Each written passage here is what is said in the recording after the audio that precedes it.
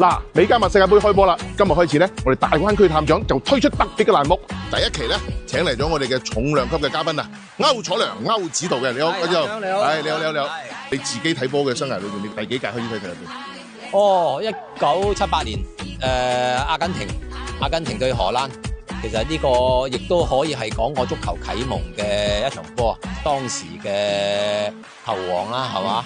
咁又仲有入波嘅功臣啦，咁其實呢啲畫面喺我至今都係歷歷在目。今年都比較好彩咧，就係即係話，亦都受到央視嘅邀請啦，咁可以喺電視機前面可以好認真咁睇波。嗱，咁我哋馬上咧就呢個揭幕戰咧就嚟啦啊！南非對呢個墨西哥，墨西哥都係半個東道主啦，即係無獨有偶啦。10年嘅南非世界盃嘅時候咧，又係揭幕戰佢哋兩個打喎。嗱，呢場波我都現場睇嘅，最後雙方1-1啦。咁啊，而家調翻轉，咁啊變咗係嗰個東道主係墨西哥啦。咁你覺得呢場揭幕戰有冇啲自己個人嘅判斷？喺呢2年嚟講咧，墨西哥嘅水準相較於以前咧係有少少下降嘅。咁南非隊咧喺非洲盃呢幾年嘅成績一路都係中規中矩啦。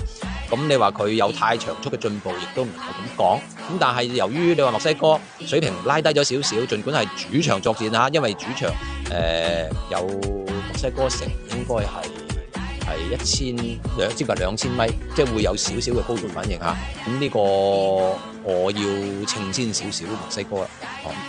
咁好多謝咧歐指導咧嚇，今日作為我哋第一期嘅重量級嘉賓，咁啊希望咧你就順利去北京啦，今次世界盃咧能夠享受美味嘅呢個足球盛宴啦，講多啲好波俾我哋聽啦。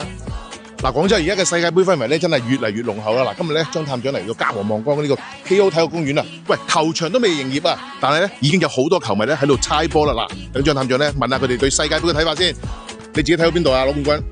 巴西啊？係嘛？點解啊？點解？有尼馬啦。有尼馬。嗱，咁咧呢屆世界盃咧，如果有新星嘅話，你覺得應該睇到邊個？迪比利啦，咁啊耶馬啦，咁啊奧利石啦，咁啊我比較睇好呢3個為主。